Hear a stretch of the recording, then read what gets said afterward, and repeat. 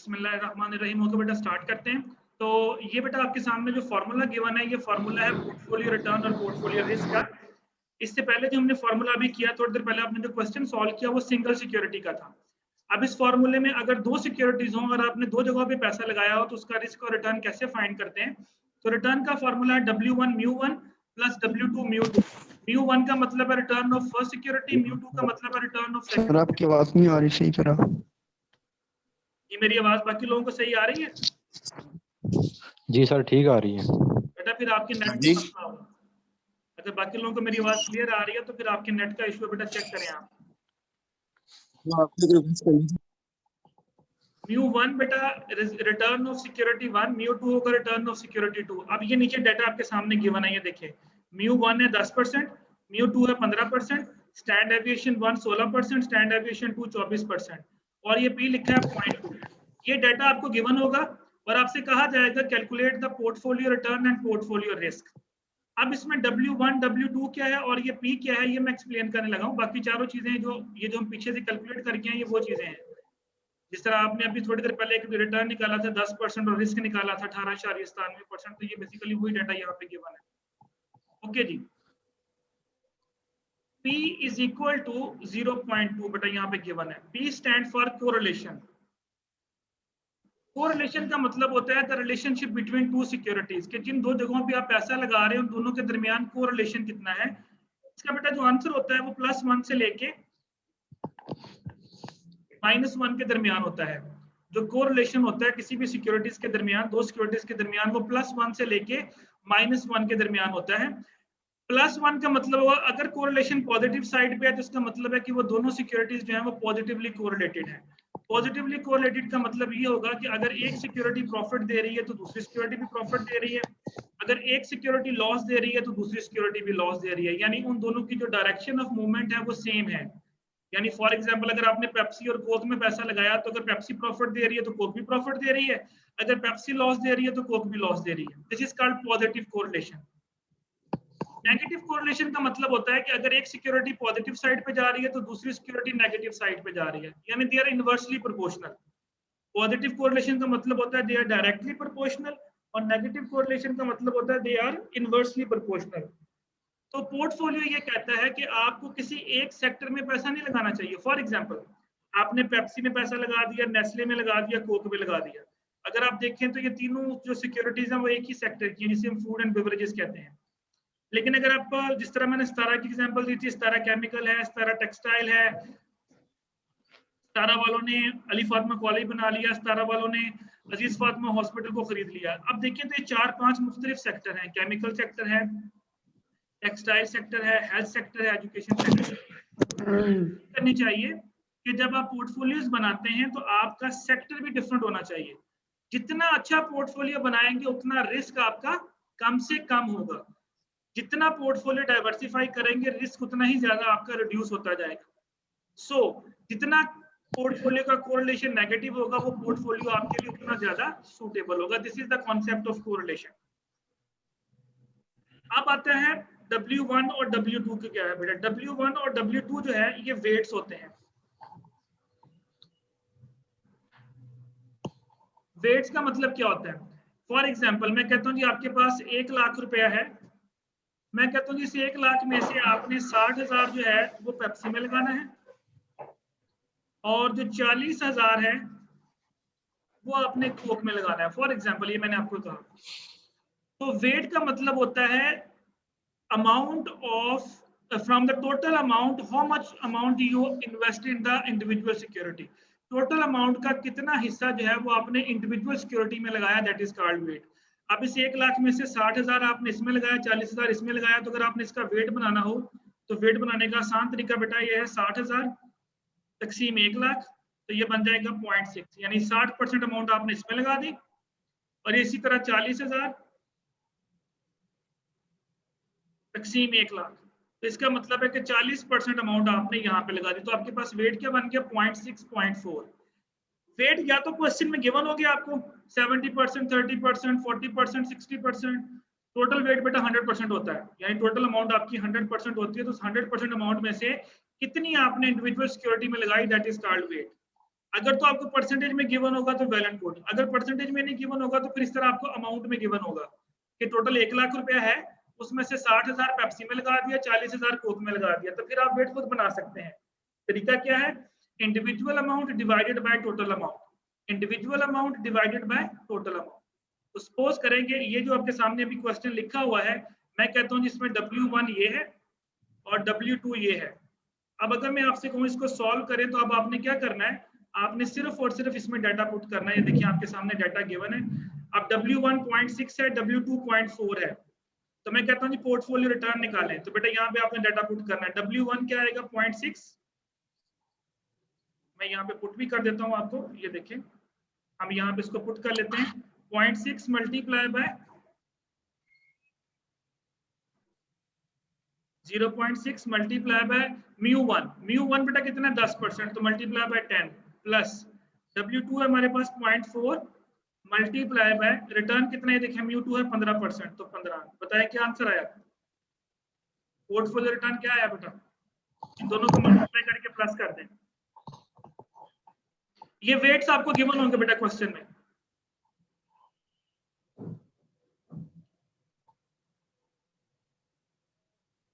Point 6 multiply by 10 plus 0.4 multiply by 15, क्या answer आया,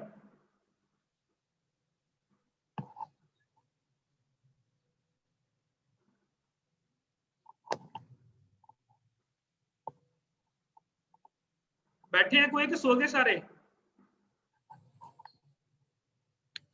sir 12 आएगा। 12, ओके, तो आंसर निकला 12%। अगर आप इसको परसेंटेज में देखेंगे तो ये आंसर इज 12%। अच्छा, अब इसमें देखने वाली बात बेटा ये है कि सिक्योरिटी 1 जो थी वो आपको रिटर्न दे रही थी 10%, सिक्योरिटी 2 जो है वो आपको रिटर्न दे रही है 15%। तो अगर आप इन दोनों सिक्योरिटीज में कंबाइन पैसा लगाएंगे तो ना आपको 10% मिलेगा ना आपको 15% मिलेगा, बल्कि आपको कितना मिलेगा, आपको 12% मिलेगा। This is called combined return, यानी ना 10 ना 15 बल्कि इन दोनों की आपको एवरेज मिलेगी and which is equal to 12%। ये आ गया पोर्टफोलियो रिटर्न। अब इसी तरह बेटा ये आपके सामने फॉर्मूला है पोर्टफोलियो रिस्क का, W1 का स्क्वायर यानी 0.6 का square into stand aviation of 1 ये 16% 0.16 का स्क्वायर प्लस W2 0.4 का स्क्वायर इनटू स्टैंड एविएशन बेटा 0.24 इसका स्क्वायर प्लस, और इन सबको आपस में मल्टीप्लाई कर देना आपने। इस सारे को आपने सॉल्व करना है, जो आंसर निकले उसका अंडर रूट लेंगे, तो उसका जो रिस्क का आंसर निकलेगा वो भी 16 और 24 के दरमियान में ही निकलेगा। सिक्योरिटी 1 का रिस्क देखिए आपके सामने कितना है बेटा 16%, सिक्योरिटी 2 का रिस्क कितना है 24%। जब आप इसको कंबाइंड रिस्क रिटर्न निकालेंगे, इसका रिस्क निकालेंगे तो वो 16 और 24 के दरमियान ही कोई आंसर आएगा, वो आप निकाल के देख लीजिएगा। इस तरह से बेटा हम इंडिविजुअल सिक्योरिटी का और पोर्टफोलियो का रिस्क और रिटर्न कैलकुलेट कर सकते हैं। यहां तक कोई प्रॉब्लम बेटा, एनीवन, एनी कंफ्यूजन? ये रिस्क वाला तो आपने खुद कर लेना, इसमें डाटा पुट कर लीजिएगा, ये आपके सामने डाटा है। वेट्स मैंने आपको बता दिए 0.6 और 0.4 आपने यूज करने हैं जी। यहां तक कोई प्रॉब्लम? No sir. हेलो, आपके साथ मैंने एक बुक शेयर की थी, आपके साथ मैंने एक बुक शेयर की थी, मैं वो बुक ओपन कर रहा हूँ, मैं वो बुक ओपन कर रहा हूँ। अब आपने उस बुक में से कौन कौन से क्वेश्चन सॉल्व करने हैं नेक्स्ट क्लास के लिए मैं आपको टिक करवा रहा हूँ, फिर आगे फर्दर हम मूव करेंगे स्लाइड्स के ऊपर।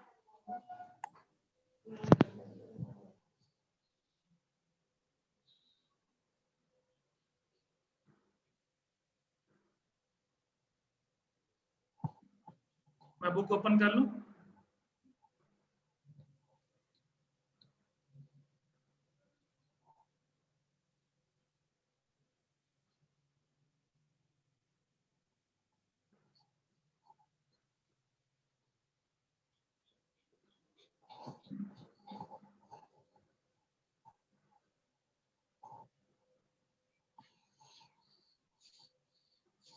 ओके बेटा, ये आपकी रिकमेंडेड बुक है, इसी बुक को मैं फॉलो करूंगा और इसी बुक में से हम सारे के सारा जो है वो कोर्स को स्टडी करेंगे।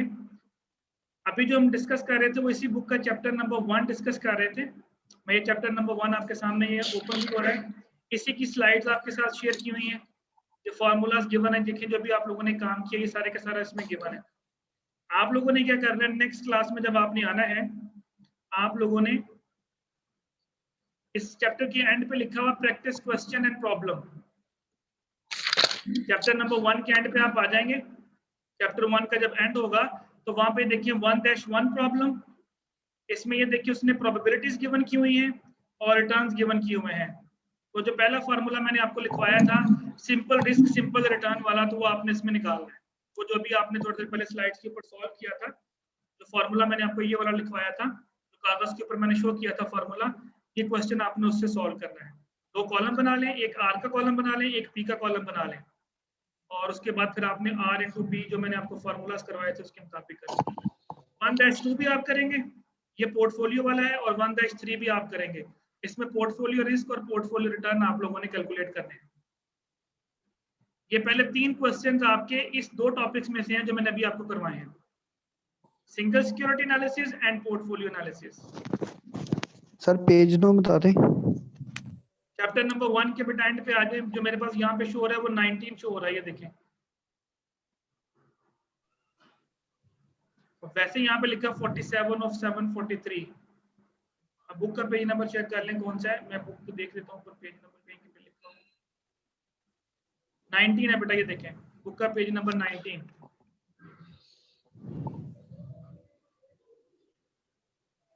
तो चैप्टर 1 के बेटा एंड पे और एक चीज और, जब आप ये क्वेश्चन सॉल्व करेंगे तो ये देखिए लिखा हुआ answers at the end of the book. तो जब आप इस बुक के एंड पे जाएंगे, जो बुक मैंने आपको दी है, इस बुक के एंड के ऊपर यस सर। चैप्टर वाइज सारे के सारे क्वेश्चंस के आंसर भी दिए हुए हैं, तो आप वहां से जाके ठीक अपना सर। आंसर चेक कर सकते हैं इस बुक के एंड पे जाके। जहां पे ये बुक खत्म होगी वहां पे उसके बाद आगे ये देखिए मैं आपको दिखा भी देता हूँ।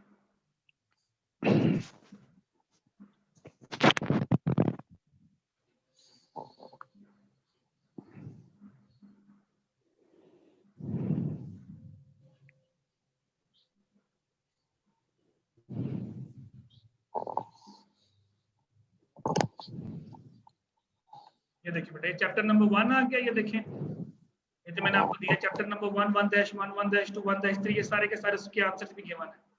इसी तरह चैप्टर 2 के आंसर, चैप्टर 3 के, चैप्टर 4 के। तो जो भी चैप्टर्स की आप एक्सरसाइज करेंगे उसके आंसर एंड पे गिवन है बुक के, तो आप वहां से जाके आंसर चेक कर सकते हैं। तो ये पहले 3 क्वेश्चन बेटा आपने सॉल्व करने हैं, ठीक हो गया। अभी अजान हो रही है, जस्ट थोड़ा सा वेट कीजिएगा। Okay sir.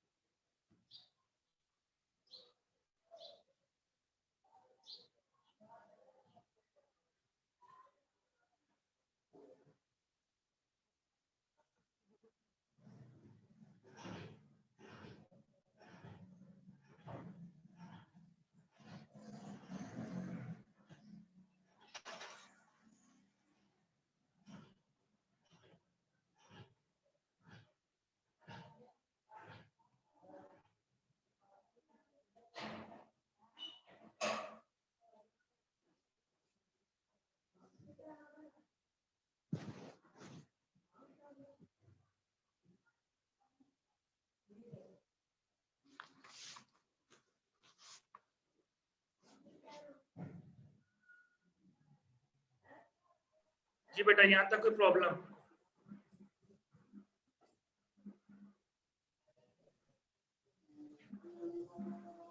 No sir, clear है। चलिए, ये 3 क्वेश्चन बेटा आपने सॉल्व करने हैं। अगर इसमें कोई प्रॉब्लम आएगी तो we will discuss in the next class. तो आगे फर्दर कंटिन्यू करते हैं बेटा।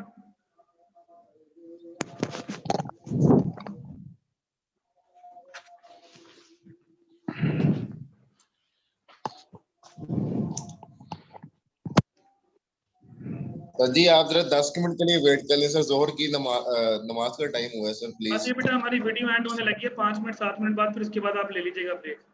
अभी जाने हुई है, कोई नहीं भी टाइम है बेटा। ये जस्ट हमारी वीडियो एंड होने वाली है, थोड़ी सी ये लेक्चर हमारा कंप्लीट हो जाए, उसके बाद फिर आप कर लीजिएगा ब्रेक।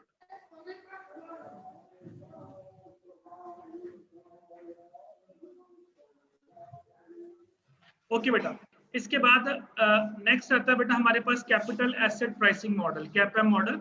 ये भी आप लोगों ने शायद पहले पढ़ा होगा, लेकिन क्योंकि आपके कोर्स का हिस्सा है इसलिए मैं इसको रिपीट कर रहा हूँ। कैपिटल एसेट प्राइसिंग मॉडल बेटा बोलते हैं कैपएम मॉडल को। ये क्या बताता है, अगर आप इसको डिफाइन करें तो बेटा इसका सिंपल फॉर्मूला, इसकी जो डेफिनेशन बनती है वो ये बनती है कि it shows the relationship between systematic risk and return. ये बेटा रिलेशनशिप शो करता है, सिस्टमैटिक रिस्क और रिटर्न के रिलेशनशिप को शो करता है। अगर आप इसका फॉर्मूला लिखेंगे तो इसका फॉर्मूला होता है, मैं आपके सामने इसको शो भी कर देता हूँ। R इज इक्वल टू, ये आपके सामने बेटा लिखा भी हुआ है, चलिए मैं इसको आसान करके नेक्स्ट स्लाइड के अंदर आपको शो कर देता हूँ।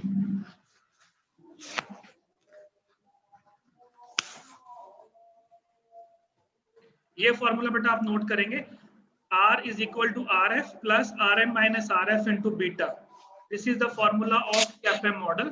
इसको भी अल्फा को छोड़ दें, क्या लिखा हुआ है जस्ट आप फॉर्मूला ये नोट करें, ये अल्फा बाद में एक्सप्लेन करूंगा मैं आपको। तो R is equal to RF plus RM minus RF into beta.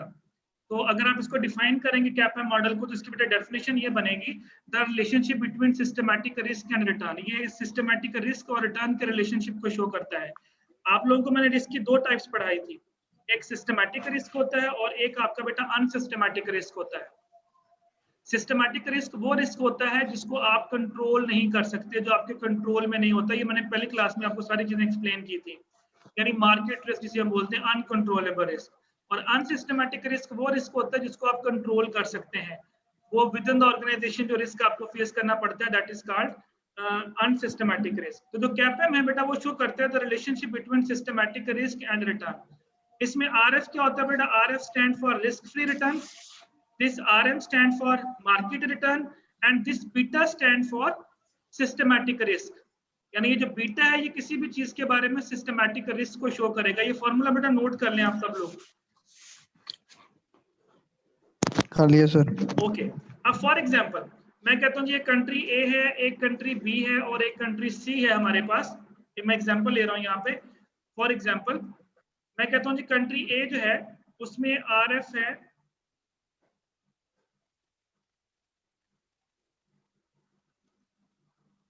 12%, तीनों के अंदर, तीनों कंट्रीज के अंदर RF 12% है। RM सपोज करें, मैं कहता हूँ ये तीनों कंट्रीज के अंदर जो है वो है 14%, तीनों कंट्रीज के अंदर।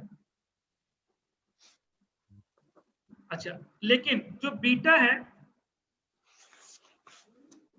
फॉर एग्जांपल वो मैं कहता हूँ जी कंट्री ए का जो बीटा है that is equal to 0.5, country B जो है उसका बीटा है 1 और जो कंट्री सी है फॉर एग्जांपल उसका बीटा है 1.5। यानी मैंने तीनों कंट्रीज का सिर्फ और सिर्फ क्या चेंज किया, मैंने तीनों कंट्रीज का सिर्फ बीटा चेंज किया, बाकी तीनों की दोनों चीजें जो है वो तीनों में सेम है।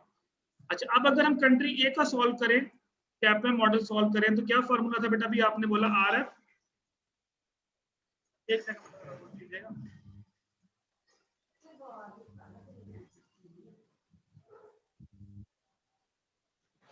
हेलो, वालेकुम सलाम जी रशीद भाई। नहीं मैथ नहीं आता है।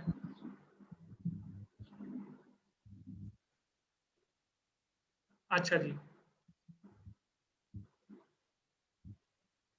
हर पेज उत्ते वो क्यों?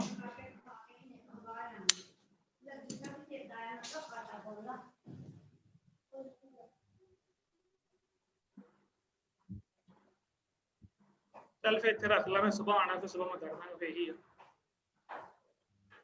रख ला इथे।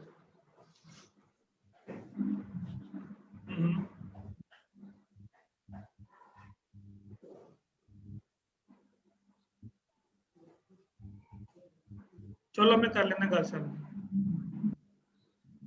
ठीक हो गया।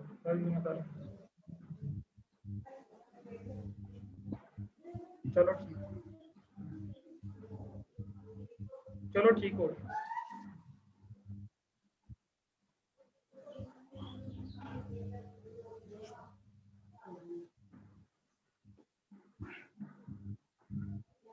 ओके बेटा जी, करें बेटा इसको सॉल्व करें। कंट्री ए के लिए सॉल्व करें। फॉर्मूला भी हमने पढ़ा था RF minus RM into RF into beta. तो RF बेटा हमारे पास है 12% plus RM minus RM 14 minus RF is 12 into beta. तो कंट्री ए का बीटा था 0.5। इसको सॉल्व करें बेटा, कंट्री ए का डाटा मैंने पुट किया, तो हमारे पास जो निकलेगा वो कंट्री ए का R निकल आएगा। जी कितना आया, सॉल्व करें।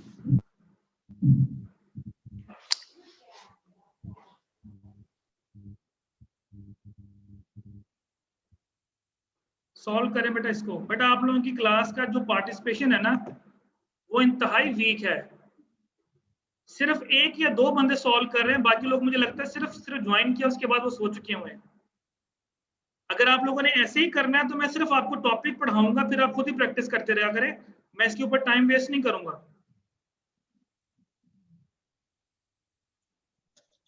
सर फर्स्ट कंट्री का 13 आंसर। 14 में से बेटा 12 माइनस किया 2 मल्टीप्लाई बाय 0.5। जी बेटा 13% आ गया पहले का। इसी तरह बेटा दूसरे का निकालें, उसमें भी आपने यही डाटा पुट करना है, सिर्फ बीटा चेंज करना है। Yes sir. सर 14 और नेक्स्ट कंट्री का 15। ओके, अगले का 14% और नेक्स्ट कंट्री का बेटा 15%। अब देखिए आपके पास 3 आंसर आए। फर्क क्या पड़ा, सिर्फ जो कॉन्सेप्ट यहाँ पे देना है बेटा वो ये कॉन्सेप्ट देना है कि जो कंट्री ए था उसमें बीटा था 0.5। जैसे जैसे आप बीटा को बढ़ाते जा रहे हैं वैसे वैसे आपका रिटर्न बढ़ता जा रहा है। बीटा 1 पुट किया तो रिटर्न हो गया 14%। बीटा आपने 2 पुट किया तो आपके पास 1.5 पुट किया तो आपके पास रिटर्न हो गया 15%। यानी higher the beta higher will be the return. तो कहने का मकसद ये है कि वो कंट्रीज जहां पे सिस्टमैटिक रिस्क ज्यादा होता है वहां पे रिटर्न मिलने के चांसेस भी ज्यादा होते हैं। हम अक्सर पढ़ते हैं high risk high return, low risk low return. तो यहाँ भी बेटा सेम यही लॉजिक है कि जैसे जैसे आपका सिस्टमैटिक रिस्क बढ़ता जाएगा वैसे वैसे आपका जो रिटर्न है वो इंक्रीज होता जाएगा।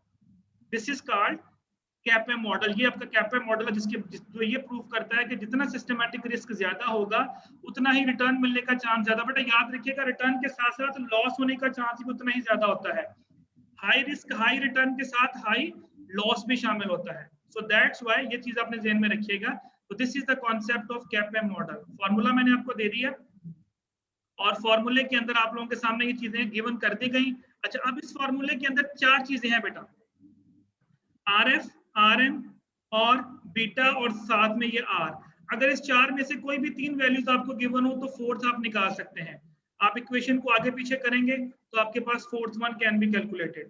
फॉर एग्जांपल मैं अगर आपको ये वाला R दे दूं, आपको मैं RF दे दूं और मैं आपको बीटा दे दूं तो मैं कहूं जी RM निकालें, तो आपने ये प्लस माइनस करना होगा। इक्वेशन को आगे पीछे करेंगे तो आप इसको सॉल्व कर सकते हैं। तो फॉर्मूला यही रहेगा। इस फॉर्मूला में 4 चीजें हैं, 3 वैल्यूज गिवन हो तो fourth one can be calculated, fourth हम कैलकुलेट कर सकते हैं। तो this is the concept of CAPM. जी बेटा कैपएम में कोई problem? Anyone? No sir. Okay, इसी के साथ बेटा ये जो अभी इसी टॉपिक के अंदर एक छोटी सी बात और बताऊंगा, फिर ये टॉपिक हमारा कंप्लीट हो जाएगा। What is alpha? अब ये अल्फा बेटा क्या चीज होती है? अल्फा वो एक्सेस रिटर्न होता है जो आप परसीव करते हैं कि हमें मिलेगा, दैट इज कॉल्ड अल्फा। यानी आप एक कंट्री के अंदर गए, आपको लगता था कि वहां पे मुझे 14% रिटर्न मिलेगा, लेकिन जब आपने रिटर्न कैलकुलेट किया एक्चुअल रिटर्न जो मिला वो आपको 16% मिला। यानी आपने एक्सपेक्ट किया था मुझे 14% मिलेगा, लेकिन जब आप मार्केट में गए, जब आपने वो चीज सेल की तो आपको कितना मिल गया? 16%। तो कितने परसेंट आपने एक्स्ट्रा कमाया? 2%। आसान अल्फाज के अंदर, मैं ये मोबाइल फोन सेल करने गया, मैं सोच रहा था कि ये मोबाइल फोन मेरा 10,000 का बिक जाएगा। ओके, मैं मार्केट में गया, मैंने इसका रेट लगवाया, इसका रेट लग गया 12,000।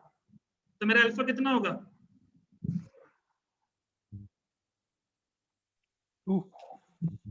2000 सर। जी, difference between what you expected and what actually you gain.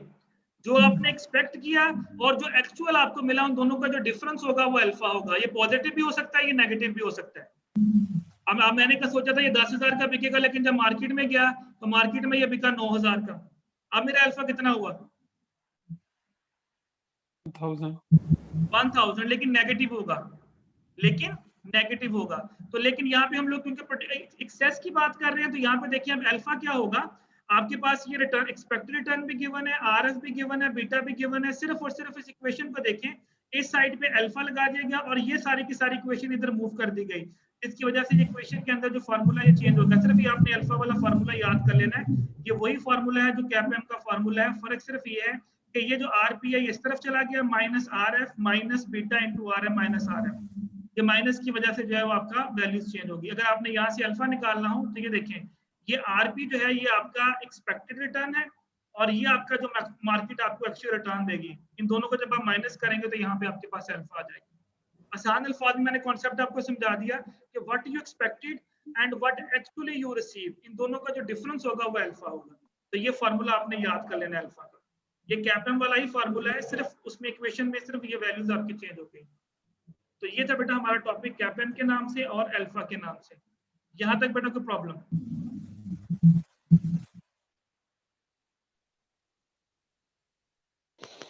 No sir. Same बेटा अगेन आपको छोटा सा टास्क दूंगा, बस ये बेटा क्लास के अंदर मैंने इसको वाइंड अप करना है, उसके बाद फिर मैं आप लोगों को फ्री कर रहा हूँ।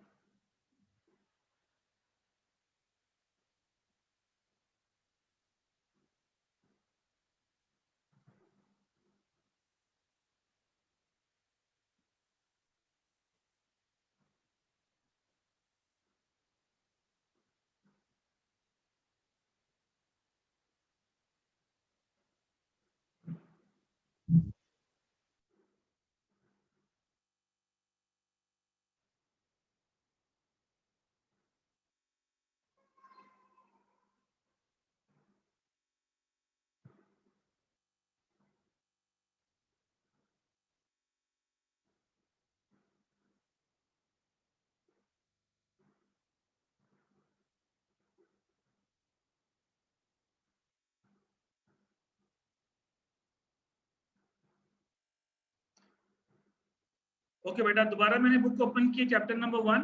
पहले 3 क्वेश्चन बेटा मैंने आपको दिए थे सॉल्व करने के लिए। अब आगे देखिएगा।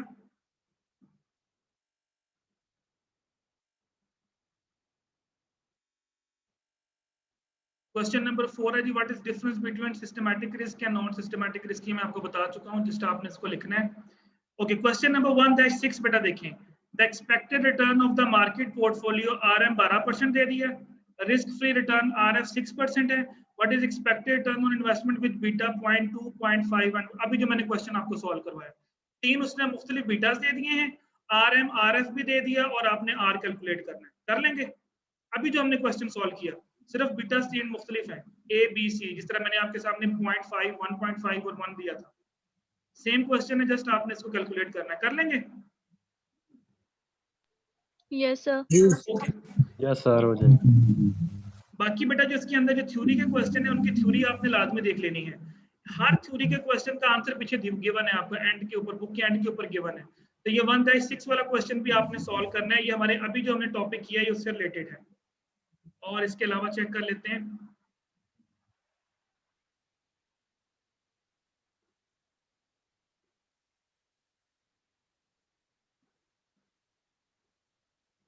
वन 14 देखें बेटा, the return of the market last year 10% RM, risk free return RF 5%, a hedge fund manager with a beta 0.6 and has an alpha of 4%. What return did the hedge fund manager earn?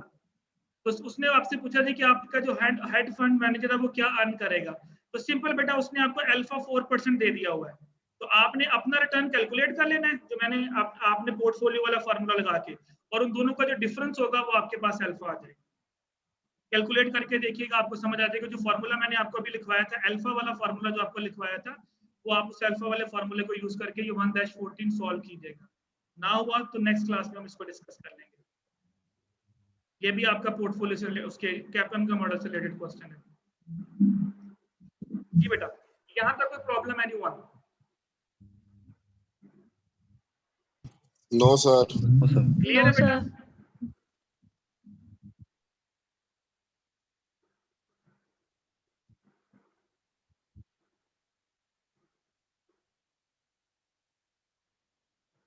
CR साहब attendance mark कर लीजिएगा बेटा।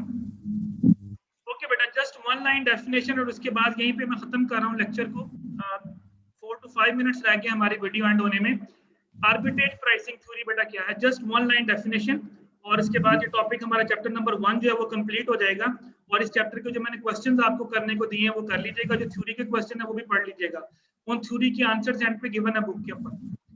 अभी हमने पढ़ा बेटा CAPM model. CAPM model ये कहता है कि जो रिटर्न है वो सिस्टमैटिक रिस्क के ऊपर डिपेंड करता है, यानी जस्ट बीटा के ऊपर डिपेंड कर रहा है। अभी हमने कैपएम मॉडल पढ़ा कि कोई भी जो रिटर्न है, किसी भी मुल्क का जो रिटर्न है वो उसके सिस्टमैटिक रिस्क यानी बीटा के ऊपर डिपेंड कर रहा है। जबकि आर्बिट्रेज प्राइसिंग थ्योरी ये कहती है कि जो आपके रिटर्न्स हैं वो किसी एक फैक्टर के ऊपर डिपेंड नहीं करता, बल्कि बहुत सारे फैक्टर्स होते हैं जो कि रिटर्न को ऊपर नीचे करते हैं। उसमें इन्फ्लेशन भी हो सकती है, उसमें पॉलिटिकल इंस्टेबिलिटी भी हो सकती है, उसमें गवर्नमेंट पॉलिसियां भी हो सकती हैं। यानी सिर्फ किसी एक फैक्टर के ऊपर रिटर्न डिपेंड नहीं करता, बल्कि मोर देन वन फैक्टर के ऊपर रिटर्न डिपेंड करता है। आसान है बेटा।